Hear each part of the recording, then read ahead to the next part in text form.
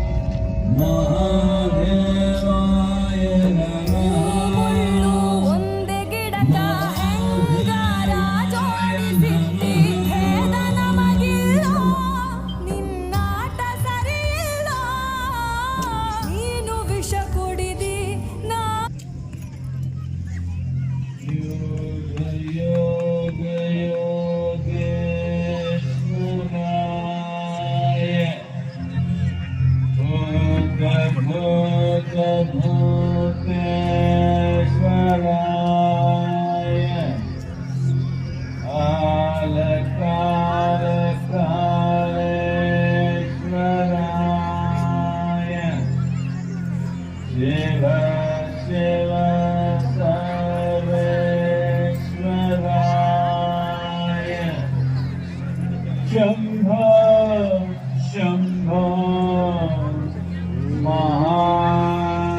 महादेवाय।